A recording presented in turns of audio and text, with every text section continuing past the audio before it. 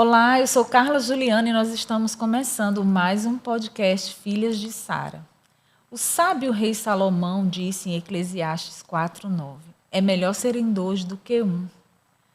Se realmente é bom termos companhia, por que muitas vezes nos sentimos tão solitários em um relacionamento conjugal?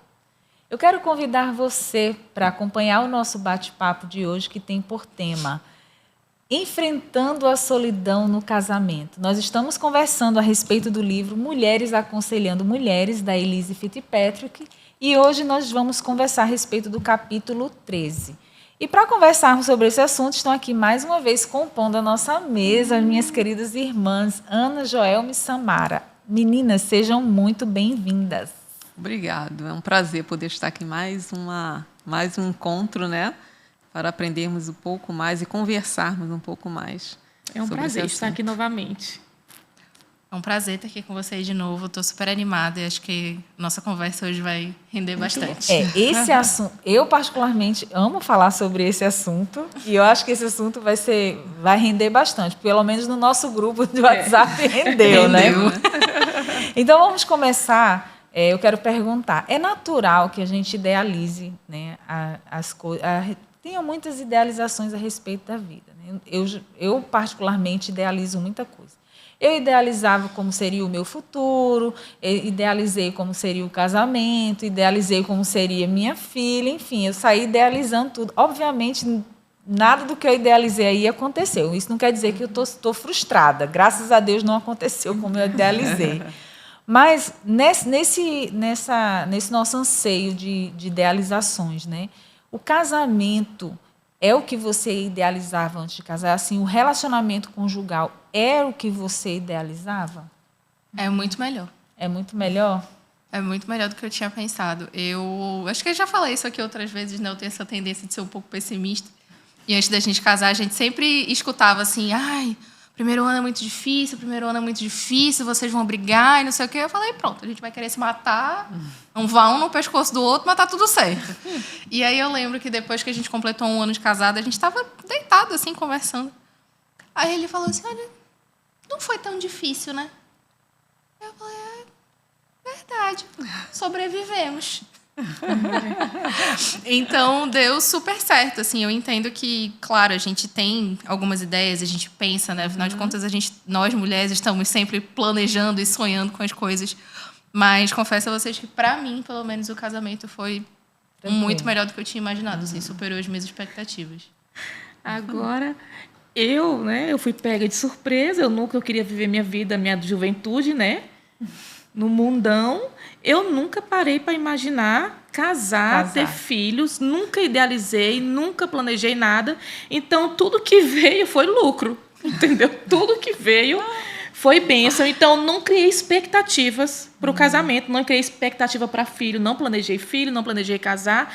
E o Senhor me deu tudo isso, né?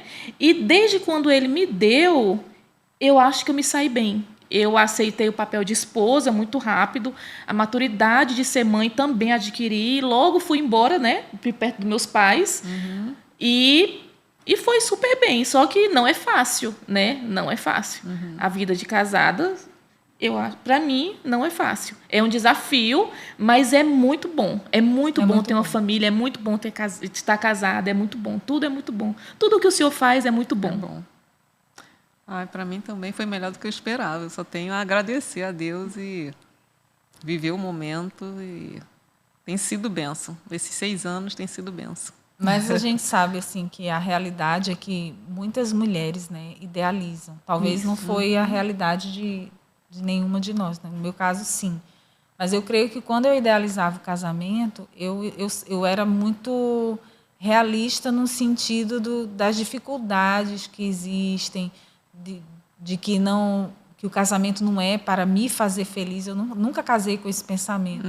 Mas a gente sabe que tem mulheres que casam com essa ideia. Né? Elas falam assim. Nos dias de hoje, com as redes sociais, com aquelas fotos perfeitas, com aquelas fotos de noivado, aqueles álbuns de foto que mostram uma realidade muito linda, muito bela. Então, as jovens hoje da igreja, a realidade da igreja... vamos falar da igreja. Elas idealizam muito. Muito mesmo, sabe? E sonham com isso, porque eles vivem no meio que fala muito sobre casamento, porque é bom. Uhum. E é um perigo muito grande, eu vejo, sabe? Lá em casa eu trato com as minhas filhas, eu tenho, né, a Kailane, 19, a Isabela com 15 agora. Eu falo a realidade do casamento. Eu não falo para elas idealizarem. Não é um sonho, não é uma novela e não é um filme. É uma vida comum, vivendo uma vida comum. O casamento se deve ver numa coisa comum. Não idealizar uma novela, um filme e viver feliz para sempre. Isso é ilusão. A gente não pode também cair no extremo, né? A gente tem que pensar o seguinte, também tem aquelas pessoas que casaram, aí não é satisfeita no casamento, aí começa. Ai, não case o casamento, e começa... Ai, é a pior coisa. É a pior coisa. É porque você vê logo que a pessoa não foi realizada, foi É. infeliz, fez uma escolha infeliz, talvez. E aí tá querendo deixar todo mundo infeliz que nem ela. Exato. Mas a gente tem que ser realista. Isso. Né? Quando for aconselhar, né? No caso, Exatamente. Samara já tem filhos na idade que já namora, né? Então, é muito importante que a gente passe para essa nova geração uma realidade do casamento. Nem pintar esse casamento perfeito, Né? porque assim, Exatamente. a palavra de Deus, ela nos ensina, ela nos dá diretrizes, ela nos ensina e nos mostra, né, os papéis do homem, da mulher, assim, de como deve ser a dinâmica do casamento. Só que a gente sabe que isso é algo que a gente não consegue experimentar porque somos pecadores, somos falhos, é o nosso alvo. Exato. Mas a realidade não é assim como as mulheres pensam. E eu queria perguntar a vocês, você acredita que parte dos problemas que as mulheres enfrentam no casamento estão relacionadas às expectativas irreais que elas fazem desse casamento? É isso que a autora até fala, porque a autora começa falando dela mesma, dizendo que o casamento, eu quero ler aqui para não colocar a palavra na boca dela, mas ela botou assim, era apenas mais uma coisa que não estava acontecendo da forma que eu pensei que seria. Então, assim, a gente pensa muitas coisas, cria muitas expectativas. Então, o que a gente pode pensar? Que o casamento é para me fazer feliz, que ele vai me satisfazer. Vai fazer todas as minhas vontades. Fazer todas as que a gente minhas não vai ter vontades. nenhum problema. Exato, que as coisas vão acontecer da forma que eu imaginei, né? As escolhas que meu esposo vai fazer são as escolhas que devem ser feitas. Ele tem que buscar sempre agradar, né? Me agradar. E é o que acontece. É tão interessante porque ela começa, a autora do livro, ela começa contando essa briga que ela teve com o esposo, e ela fala dessa insatisfação dela. E depois ela conta, lá mais à frente, ela conta qual foi o motivo da briga. Era justamente, vocês lembram? Porque ela queria um presente e né? o marido não deu o presente que ela queria. Gente, Deu eu outro. pensei, ela tem quantos anos? Né? Eu fiquei assim, chocada. Eu comentei com a Carla. mas infelizmente... Infelizmente acontece. Infelizmente é uma realidade. A exatamente. gente ri. Eu creio que Eu ri. a gente ri aqui. Eu penso assim, a gente consegue rir porque Deus tem nos dado maturidade e nos dado um entendimento do casamento e um relacionamento onde a gente não se desgasta por coisas pequenas e insignificantes. Besteira. Mas que também a gente não pode falar assim, que para ela deve ter sido uma coisa Exato, terrível porque para ela. a gente tem que pensar que cada Na realidade de nós, dela. na realidade, cada um de nós está numa fase de maturidade. Não verdade. apenas de maturidade de idade, mas principalmente maturidade cristã. Sim. E então, a gente precisa desenvolver essa maturidade cristã, tendo a perspectiva do casamento dentro do que é o casamento de verdade. A gente aplica a cosmovisão cristã em tantas coisas, ou então a gente pensa, eu creio na palavra, mas o evangelho não vem para a parte prática, porque a palavra de Deus tem resposta para tudo. Tem resposta para essa mulher aqui, que passa por esses dilemas, que passa por essas dificuldades. Então, qual é a resposta que o Senhor tem para dar? E é isso que é o foco do nosso papo hoje, né? Porque as mulheres, elas fazem expectativas irreais do casamento e depois, quando entra no casamento, não é correspondido, né? Não é correspondida, ela sofre. Então, Frustrada. basicamente esse o foco do nosso bate-papo de hoje. Então, como que a autora define aí a solidão e a maneira que as mulheres se sentem sozinhas no casamento? Ela fala, não sei se vocês lembram aqui. Na página 219, né? Isso. Que vai falar que o estado de tristeza que vem de se sentir sozinha, isolada e excluída do convívio com os outros. Só que ela diz também que pode ser, essa solidão pode ser de diferentes maneiras. A mulher pode definir solidão em termos dos seus sentimentos individuais. Ó. A descrição de solidão varia de pessoa para pessoa. A descrição que uma mulher faz dos seus sentimentos pode diferir grandemente dos sentimentos da mulher sentada ao seu lado. Você pode não concordar com qualquer das descrições, porque não parece nem um pouco com a sua situação. Lembra, a gente riu aqui, né, dessa situação, mas é assim, é a realidade dela, como a gente falou, né? Então, a solidão, ela vem, e eu achei interessante, porque esse sentimento de solidão não é um sentimento que está relacionado necessariamente àquilo que o outro vai me proporcionar. E ela fala justamente da questão da queda. E isso a gente até já viu em um outro capítulo a respeito disso, porque é bem frisado. O nosso sentimento de solidão não é somente por conta de outra pessoa. É a falta do Senhor na nossa vida, que a comunhão com Deus foi quebrada. Exato. Né? Então, quais expectativas que a gente lança sobre o casamento que não condizem com a palavra? Isso a gente já falou, né? Já. Então, vamos lá. Você acredita que nós temos a responsabilidade de nos completar e de nos fazer felizes? E a palavra de Deus fala isso? Então, sobre o casamento. Em Cristo nós já somos completos. Então, a gente não precisa casar, ter filho, construir uma família para se sentir completo. Cristo nos completa. Quando nós temos Cristo no nosso coração, na nossa vida, nós já somos completas. Porque lá na queda, como a Carla acabou de falar, na queda, esse relacionamento com Deus foi quebrado. E somente Cristo é que restaura isso. Se nós já temos Cristo, está completo. Vão ser duas pessoas que vão se unir no casamento, mas são, claro, que a outra pessoa for crente também, né? Vão ser duas pessoas completas. Então, a gente não pode... eu sou a metade, ele vai ser a outra. Não tem nada de metade laranja, não. Nós somos completos em Cristo.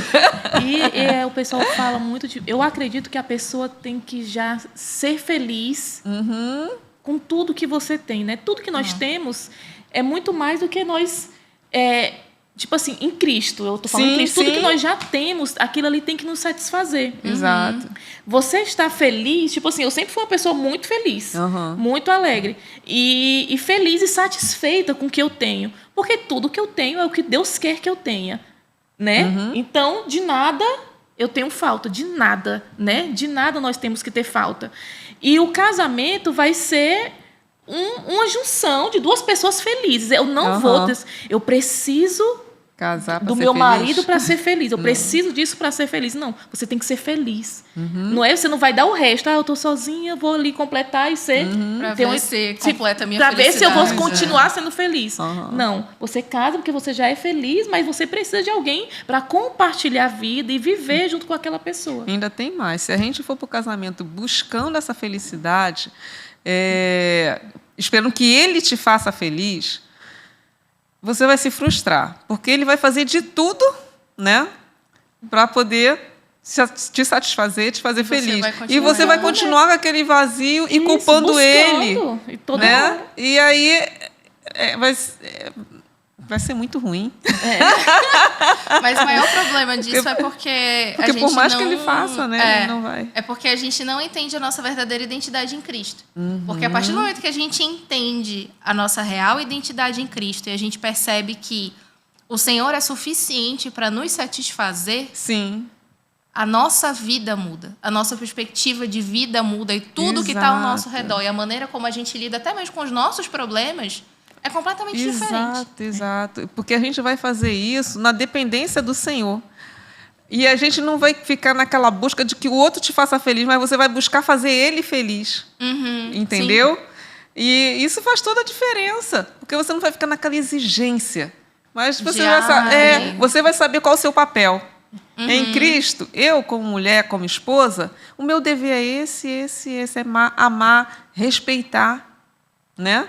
E aí vai desenrolar melhor, de maneira bem melhor. Mas uma coisa aí que a Ana falou, você falou, me repete aí. Identidade. A gente entender a nossa verdadeira identidade em Cristo. Não, mas não foi isso da identidade, não. Você estava falando e eu estava pensando aqui. Porque no casamento, a gente precisa entender que o casamento não é para a gente fazer o outro, não é para a gente fazer o outro feliz. Não é para o outro nos fazer feliz. Deus, ele tem um propósito para o casamento, que é glorificar o nome dele. E a gente pensa que no casamento vai ser da forma que eu quero que seja, onde as minhas necessidades vão ser supridas, né? Atendidas. E a gente sabe que a realidade não é essa. E a realidade de muitas mulheres que às vezes se sentem sozinhas no casamento. Elas passam por momentos difíceis. E a gente sabe que ao longo da vida, ainda que sejam duas pessoas cristãs, elas vão ter dificuldades. Mas, apesar das circunstâncias que a gente esteja vivendo no casamento, a gente a gente pode não se sentir sozinha, porque a gente tem o Senhor. Então é Ele quem vai nos suprir, é Ele quem vai nos, independente das circunstâncias, mesmo que o meu casamento não seja maravilhoso, mesmo que eu tenha alguma dificuldade, mesmo que eu atravesse algum problema, como ela fala aqui, ainda que meu esposo invista a maior parte do tempo lá jogando videogame, ainda que a maior parte do tempo ele saia para jogar futebol, talvez não era assim que eu queria, não é assim que a palavra de Deus ensina. Eu faço a minha parte, você pode pensar, mas quando você vive assim, é porque você está lançando expectativas sobre ele que ele não pode suprir. E a gente vai dar continuidade a respeito disso no próximo bloco, porque esse já acabou. Nós vamos para um rápido intervalo. Enquanto isso, eu quero incentivar você a curtir a Constante TV e compartilhar também. Voltamos já já. Olá, estamos de volta com o podcast Filhas de Sara. Nosso tema de hoje é Enfrentando a Solidão no Casamento. Nós estávamos falando aqui, meninas, de que... Qual era a nossa conversa? De que... Vocês lembram? Boa pergunta. Agora. Então, nós estávamos falando, e eu quero fazer uma pergunta a vocês. A autora afirma que a raiz da solidão podem ser outros pecados. Quais são esses pecados? O egoísmo, né? O primeiro deles. A amargura. E a idolatria. Também. E vamos falar um pouquinho sobre ele. Como assim o egoísmo?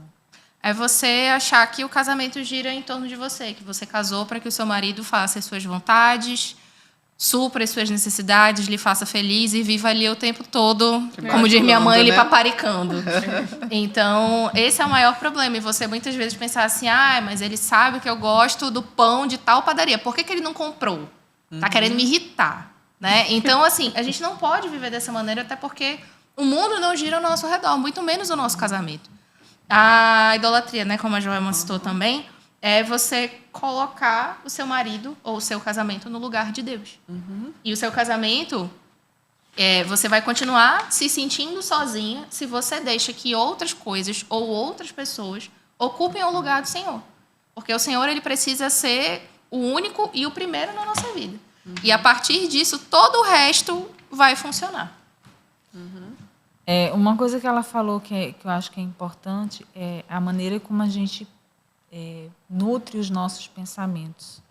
Né? E nessa questão aí da raiz da solidão, ter outros pecados, o que tem ocupado a minha mente? Tem uma parte aqui que ela fala que ela vai dormir com a mente repleta de pensamentos sobre mais uma discussão. Aí eu fiquei pensando, o entendimento que a gente tem do casamento precisa ser um entendimento correto, bíblico, e ao longo do nosso relacionamento a gente precisa nutrir o nosso pensamento, porque como você falou aí, se o marido não compra o pão num lugar que a gente não gosta, a gente começa a pensar, nutrir aquele pensamento de que foi algo pessoal. Então, a gente começa a pensar, a olhar o casamento e as circunstâncias dentro da perspectiva daquilo que tem alimentado a nossa mente. E a gente precisa entender que o casamento não gira, né, em torno da gente, né? Em torno da gente. Uma situação que eu li aqui que me chamou muita atenção, e eu conversei, que numa das partes aqui a moça conta, que o começo da discussão foi por conta que ele não deu o presente que ela queria. Eu fiquei muito chateada. Eu escrevi, mimada. Eu botei aqui no olho, mimada. Gente, tipo assim, eu sou mãe, né? Eu não fui criada sendo mimada. E eu nunca procurei satisfazer os desejos das minhas filhas, nunca procurei dar tudo. Eu sempre disse não para elas, porque a vida vai frustrá-las se elas não levarem um não. Sim. E eu vejo que muitos casamentos, tipo assim, gente, se você é pai, mãe de uma criança pequena, não dê tudo, porque ela não precisa de tudo. Não satisfaça o desejo do seu filho, né? Porque quando ela crescer, ela estiver na sua adolescência, ela chegar na idade de se casar, quando ela se casar, ou ele, um meninozinho mimadinho, filhinho de mamãe. Quindinzinho. Gente, isso vai dar um problema tão grande no casamento, porque eles foram mimados. E vai achar que a esposa vai ter que fazer o que a mamãezinha dele fazia. E a menina vai achar que ele tem que dar tudo que os pais dariam. E não é assim. A vida não é assim. A vida não é sobre você. Não é sobre você se satisfazer.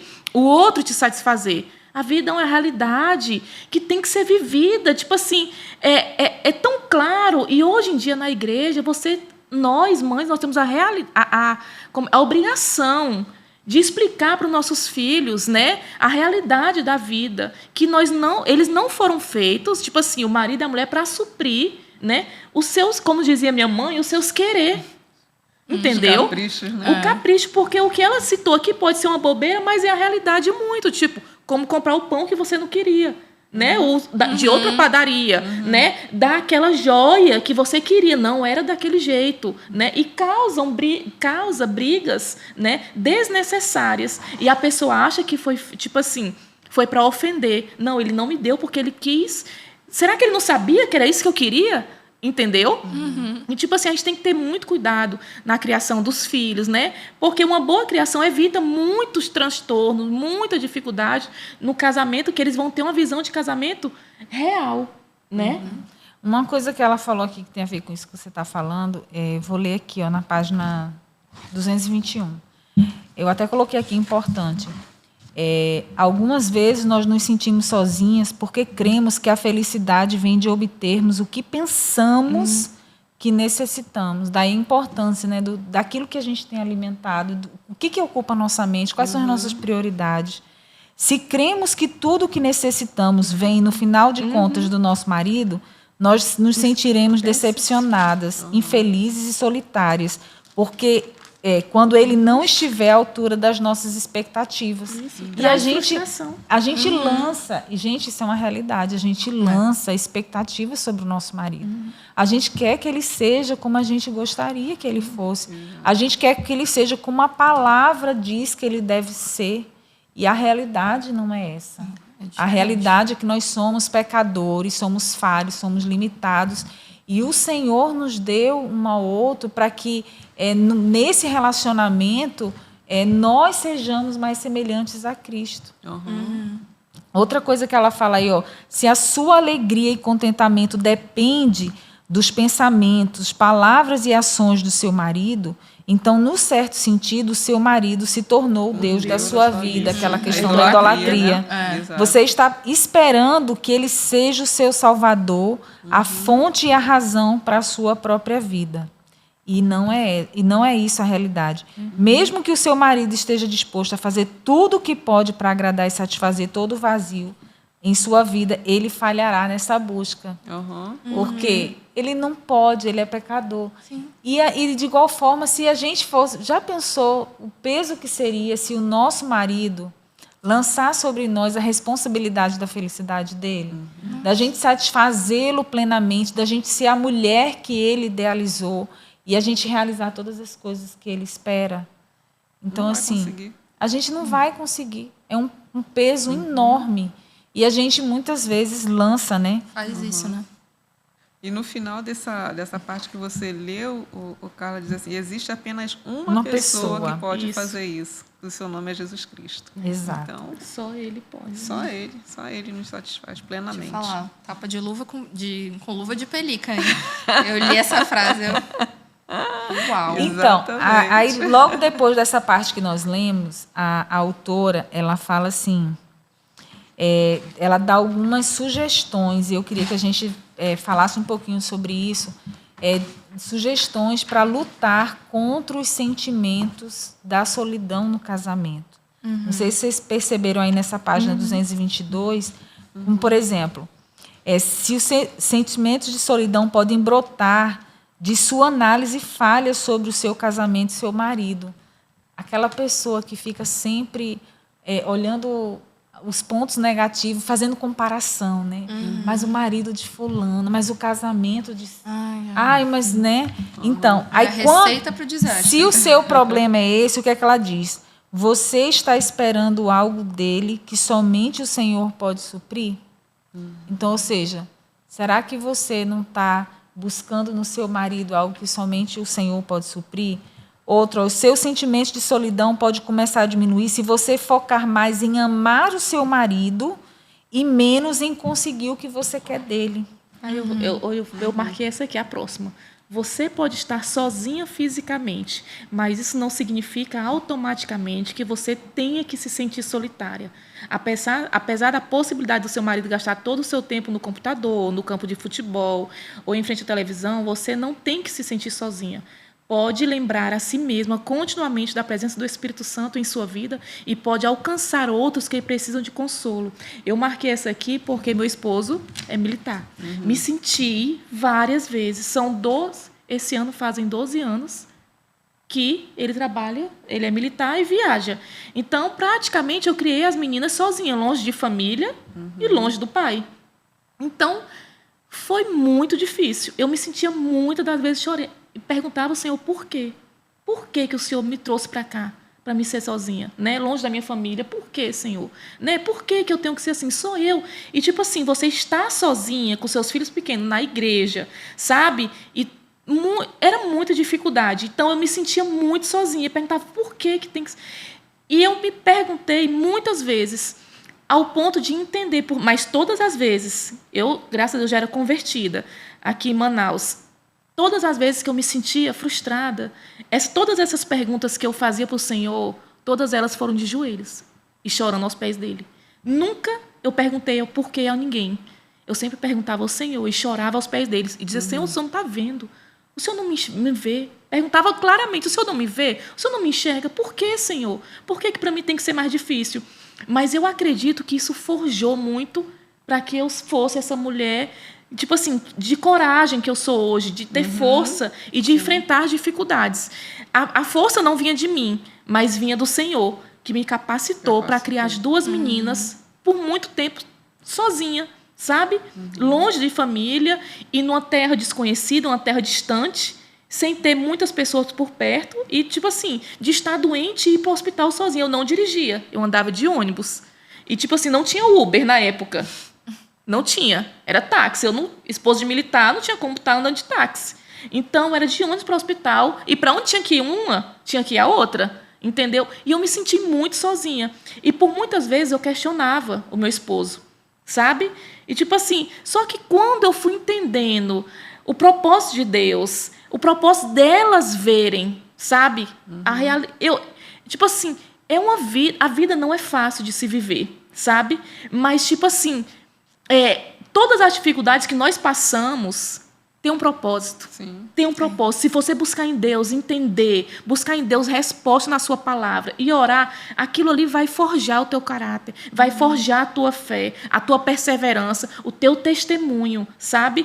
E por muitas das vezes, eu pensei em desistir. Pensei, assim, não foram muitas, mas foram assim, uns 3 pontos que eu tive vontade de pegar minhas coisas e ir para a casa dos meus pais. Não me separar, mas de voltar para lá e dar um tempo. Mas eu sempre pensei no que minhas filhas iriam achar. O testemunho que eu iria deixar para elas. De uma pessoa que desistiu, de uma pessoa que abriu mão, ou de uma mulher que enfrentou as dificuldades e quis estar ao lado do seu marido e vencer todas as lutas e batalhas que o Senhor colocou em minha vida. Então, esse foi um dos motivos que me fez perseverar. O que minhas filhas pensariam, né, de uma mãe que abandonou, né, por achar que não conseguia enfrentar as dificuldades de ser uma mãe que criava os filhos na ausência do marido, né? Mas isso que você falou aí, Samara, é a perspectiva que nós, mulheres cristãs, devemos cultivar. Então, muitas mulheres, elas desistem por quê? Porque diante das dificuldades, quando o meu marido e o meu casamento não me corresponde, não me sacia, não satisfaz aquilo que eu idealizo, então eu vou em busca de outro, porque isso não me faz bem. Então eu não estou feliz. Eu não estou feliz, eu estou me sentindo sozinha e a gente começa a olhar as dificuldades. Mas a realidade é que todo relacionamento conjugal vai passar por suas crises.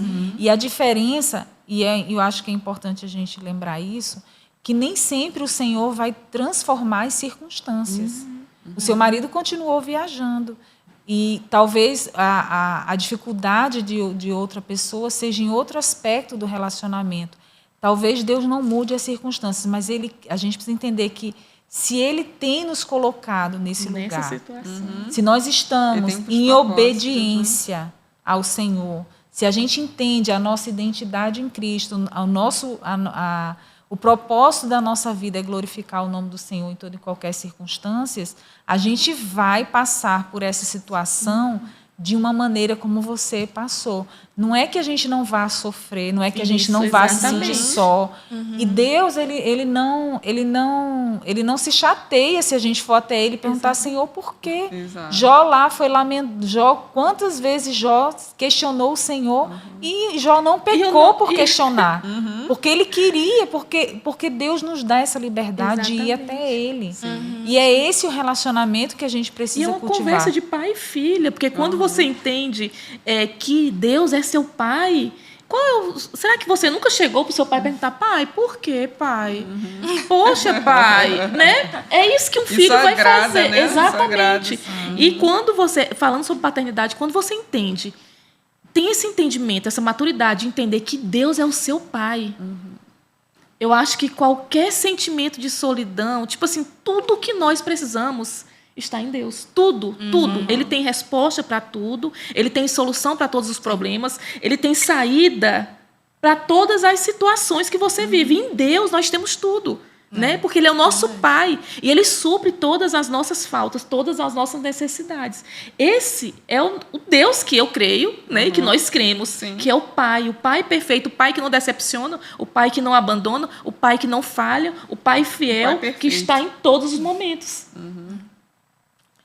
Então, aí outro ponto que ela fala, você precisa lidar com sua solidão cuidadosamente, porque os seus sentimentos podem abrir a porta para tentações pecaminosas, tais como relacionamentos adúlteros. Então, você já conversou sobre o seu marido, com o seu marido sobre a solidão?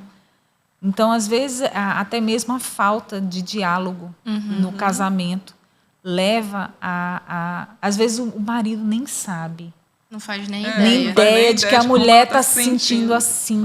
E ela simplesmente... É aquilo que eu falei anteriormente. Os nossos pensamentos, eles são assim...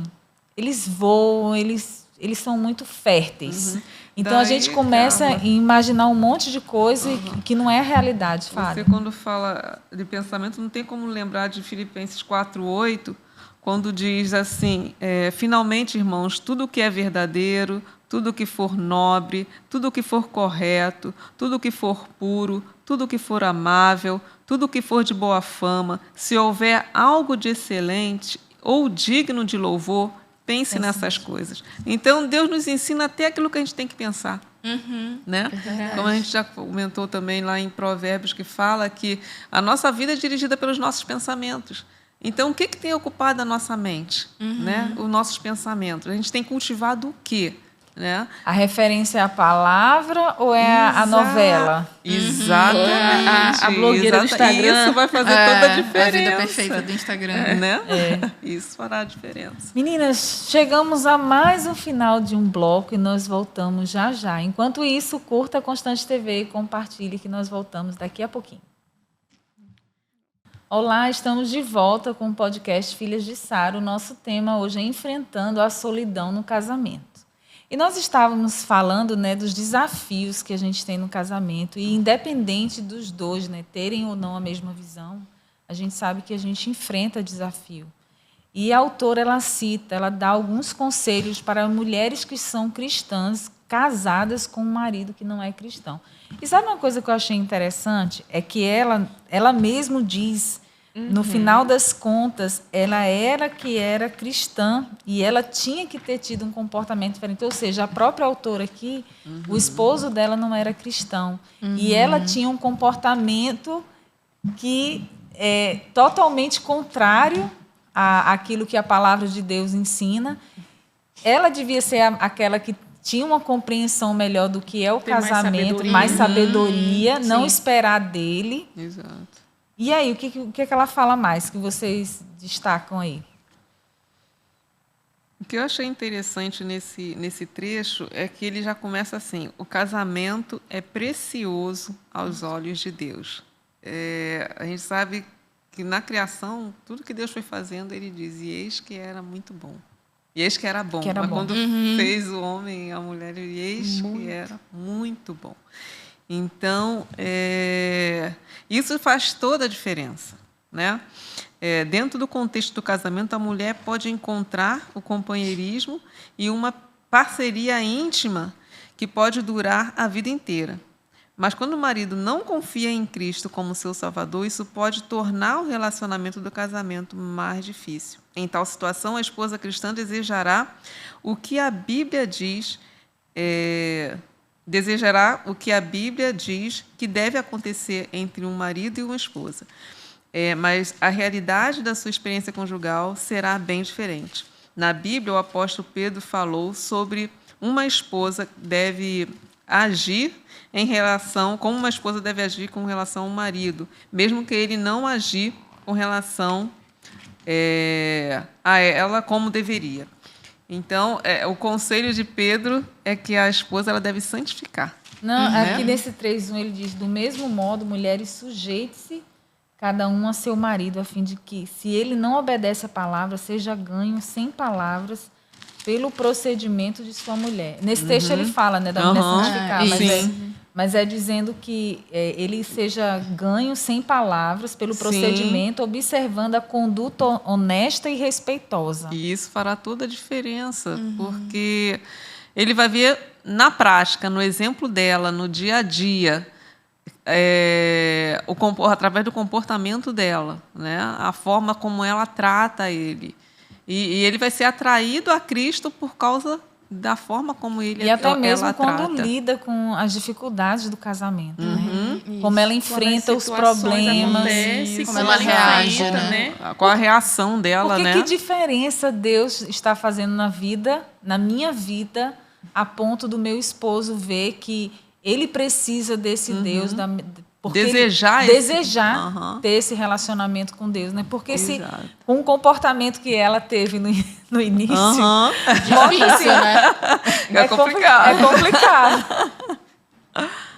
Ela também fala aqui de depositar expectativas bíblicas em um cônjuge não crente. É tão insensato quanto brincar no meio de uma rua movimentada. Cedo ou tarde, você será atingida com tamanho desapontamento e desilusão que poderá desafiar severamente não apenas o relacionamento, mas também a sua fé. Né? É brincar com fogo, amada. Eu já conversei várias vezes com algumas mulheres e uma das grandes queixas que elas tinham é quando o esposo não é crente. Mas eu falo, eu quero que ele seja assim, ele precisa receber Cristo. Eu falo, amada, você não é responsável em converter o seu marido, você não é juíza do seu marido, você tem que amar.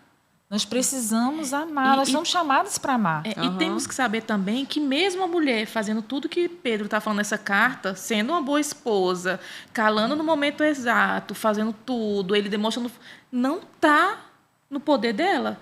É Cristo, a decisão não é de tá Deus né? exatamente alcançar. Deus sabe o motivo dele continuar assim, o propósito dele continuar assim. Não está nas mãos, tipo assim, na mão da esposa e nem nas mãos do marido. Está no poder de Deus. Deus é que sabe o plano que ele tem para a vida daquele marido e para a vida da esposa, né? Isso também não significa que você vai deixar de orar. Exatamente. Você continuar orando, continuar tratando. Trabalhando, e sabendo né? que, como fala em primeiro, aquele lá sobre casamento, questões de casamento, 1 Coríntios 7, fala, né, que se algum irmão estiver casado com uma mulher não crente e essa concorda em morar com ele, não se divorcie dela. E se uma mulher estiver casada com um homem não crente e este concorda em viver com ela, que ela não se divorcie do marido, porque o marido não crente é santificado. É santificado no convívio da esposa. E a esposa não crente é santificada no convívio do marido crente. Se não fossem assim, os filhos de vocês seriam impuros, porém, agora são santos. Né? É verdade. No convívio, o esposo vai ser santificado. Mas pode se perguntar, por muitas vezes eu me perguntei o que seria esse santificado. Eu penso que seja a conduta da esposa, ela muda, né? Quando ela conhece o Senhor. O que é aquilo que vai santificar o marido, ele vai começar a ter outros hábitos, a ter outras visão de vida, né? De propósito, né? E com o tempo, eu acredito que é impossível não mudar, aquele marido não mudar. É impossível. Mas pode ser que aconteça. Eu não vou dizer que também não é impossível, mas, tipo assim, alguma mudança vai ter. Ele não continua sendo o mesmo, sabe? Alguma mudança vai ter no agir, no falar, na conduta como ele trata as pessoas. Porque, tipo assim, nós somos esponjas, né? Ele está convivendo com ela, alguma coisa vai ficar, sabe? Alguma coisa ele vai absorver.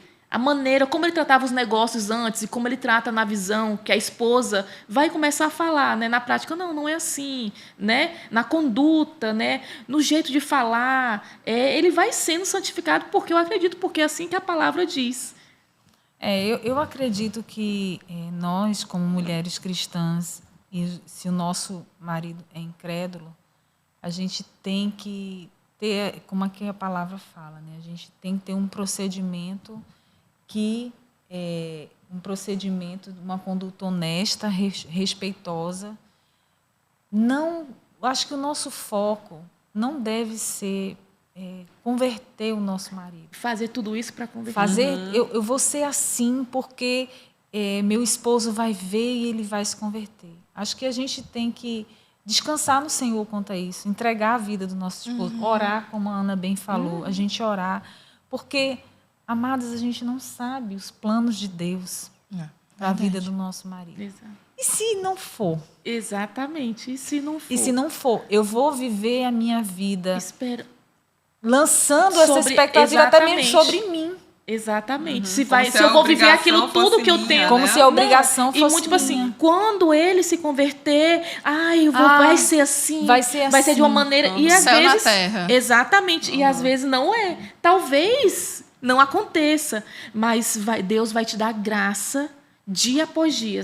Né? Dia após dia para te sustentar nessa condição que você vive, né? Muitas das outras, eu não sei a situação dela, se ela já era crente, né? Quando casou. E tem outras que não eram crentes, eles tinham um jugo igual, os dois do mundo, e a esposa ou o marido se converte, né? Não era a condição. O Senhor chamou assim, nessa condição. Ele vai dar graça suficiente, dia por dia, para elas conseguir, né, viver plena no Senhor, né?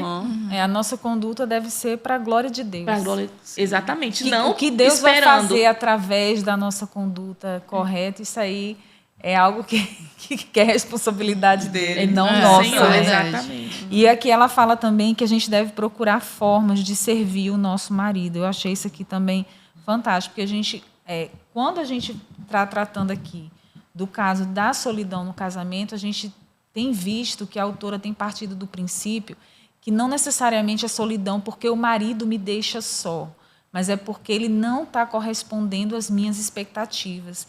Então, eu preciso tirar o foco de mim, porque a minha vida não se resume a mim. Então, eu tenho que buscar servir, porque eu casei para servir o meu marido. Esse é o pensamento. Talvez eu não vá servir cumprindo as expectativas dele. E ele casou também para me servir. Sim. Talvez não da forma que eu idealizei, mas é essa troca, né? Então, ela fala aqui também nesse mesmo parágrafo. Assim que começar a compreender o plano de Deus para o seu casamento, você será mais capacitada a amar e servir ao Senhor e os outros com alegria, em vez de se lembrar continuamente de todas as formas como seu marido decepcionou.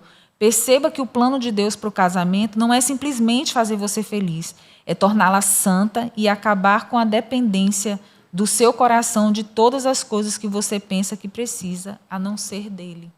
E isso aqui, gente, é maravilhoso, porque é aquela grande questão. Qual é a visão que nós temos do casamento? É uma visão bíblica? É a visão cristã? É como falei anteriormente, a gente precisa trazer a verdade do Evangelho para a nossa vida, aplicando. Às vezes as mulheres elas creem numa coisa, mas aquilo ali não é real, não é a teologia é só uma teoria. A Bíblia é uma teoria, não é uma coisa que se aplica na prática. E é justamente o que a gente precisa, perceber o plano de Deus para o casamento, que não é me fazer feliz. É simplesmente trabalhar na nossa vida e glorificar o nome dele. O estudo que nós fizemos, que foi feito com as famílias do estudo de um livro, eu não estou lembrado do nome do livro, que falava justamente sobre a questão de que o casamento era para mostrar o relacionamento de Cristo com a igreja. Né? Design divino. Esse também, mas teve um outro também que foi feito com as famílias, né? Que teve aqueles grupos de familiares que se reuniram para estudar. Eu não vou lembrar o nome, não. E aí falava muito sobre isso. Eu lembro que o autor era o John Piper. E ele falava muito sobre isso. Do início ao fim do livro, ele falava sobre isso. Então, é esse evangelho que a gente tem que trazer para o nosso casamento. Será que o meu casamento, se eu sou cristão, meu esposo é cristão, será que no nosso casamento Cristo pode ser visto? Né? A gente tem que trazer isso e fazer isso se tornar uma realidade no nosso casamento. Qual o papel de Cristo com relação à igreja? Amar, né? E se entregar por ela. E qual o meu papel como esposa? Amar e respeitar, ser submissa, né? Ser submissa, né? ao meu esposo. E nisso o evangelho vai ser pregado. Cristo vai ser visto através do nosso casamento. Então a gente tem que ter isso em mente. Então, qual é o conselho bíblico que vocês dão para as mulheres que enfrentam a solidão no casamento? Perceba qual é a sua real identidade em Cristo. Entenda que o Senhor é o único na sua vida, que não tem nada que pode ocupar o lugar dele. E a partir do momento que você, de fato, se entrega ao Senhor e busca glorificar o nome dele e servi-lo de todo o seu coração, a solidão do seu casamento ela pode até existir em alguns momentos, mas ela não vai ser uma constante. Aqui fala em Filipenses 4, Filipenses 5, 18, fala que em tudo, deem graças, porque essa é a vontade de Deus para vocês em Cristo Jesus, né? Tipo assim, a gente não pode ter todos os nossos problemas solucionados, né? Mas em Deus Nós temos paz com Deus. Ele nos capacita a viver todas as situações que Ele nos coloca em nossa vida, né? E isso, se você buscar em Deus, a satisfação em Deus, essa paz é verdadeira. Essa paz para você viver plenamente nele, diante de todas as circunstâncias, as situações que você pode viver. E eu acredito que só Deus pode preencher o vazio na nossa vida, né? Só Ele pode preencher e suprir todas as nossas necessidades. Então, em Cristo, o problema da nossa solidão, ele é solucionado, né? Ele ocupa todo o espaço que é dele, e essa solidão, ela pode acontecer esporadicamente, mas como a Ana falou, ela não vai ser constante, porque ela está ocupada, né? Já está restaurada em Cristo. E dessa forma, nós somos felizes, né? E podemos servir o nosso cônjuge, né? E ser bênção na vida dele e frutificar no nosso casamento. Eu quero destacar aqui o que a autora falou, assim, que quando ela aceitou, eu marquei até os verbos, quando aceitei o plano de Deus para o casamento, parei de esperar algo do meu marido que estava disponível apenas em Deus. Resolvi amar meu marido incondicionalmente e crer que meu casamento era maior do que as nossas discussões, apesar dos desapontamentos, mágoas e dores. Essa decisão não foi desprovida de sentimentos de solidão com os quais lutei para me libertar, mas, pelo contrário, foi baseada no amor, no compromisso que havia vindo do mais profundo da minha alma. Decidi ir em frente, apesar do que estava sentindo. Ou seja, ela aceitou, parou, resolveu, decidiu. Ela tomou uma decisão. Então, eu acho que a gente precisa aceitar o plano de Deus para a nossa vida, para o nosso casamento. Não é o que a gente idealizou. O marido não é plenamente aquilo que a gente gostaria. Ele não faz as coisas da forma que eu gostaria que ele fizesse. Mas é o plano de Deus para mim. E o que eu vou fazer com esse plano? Vou ficar como uma criança emburrada, mimada, que não quer aceitar aquilo, ficar me debatendo, frustrada? Ou vou aceitar isso e procurar vivenciar isso de uma maneira plena, satisfatória e glorificar a Deus em meio a essa situação? Exato. Eu acho que eu achei isso aqui fantástico. É parar de esperar do nosso marido aquilo que somente Deus pode fazer, né? E antes da gente se despedir, né, eu quero perguntar, em pouquíssimas palavras, pouquíssimas, tá, gente? O que ficou desse capítulo para você?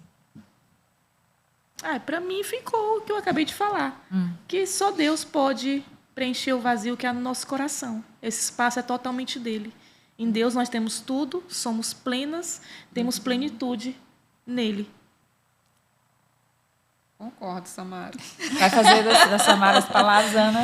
Que eu não posso jogar sobre o meu marido as minhas expectativas. E que a única pessoa capaz de suprir as minhas expectativas e as minhas necessidades é o Senhor. Amém. Amém. Então, chegamos ao fim de mais um podcast Filhas de Sara. E para a gente concluir, de tudo que a gente falou, a gente tem que pensar o seguinte: não importa como você descreve a solidão, qual é o sentimento de solidão, de onde é a origem da sua solidão. O Deus que enviou seu Filho para morrer na cruz, para que você nunca mais se sentisse sozinho, Ele sabe o que você sente. E a palavra de Deus diz o seguinte: eis que estou convosco todos os dias, até a consumação do século. Abrace o plano de Deus para o seu casamento. Aceite aquilo que Deus tem para você. Decida amar o seu marido e desfrute a plenitude que Ele tem, que o Senhor tem para a vida de vocês.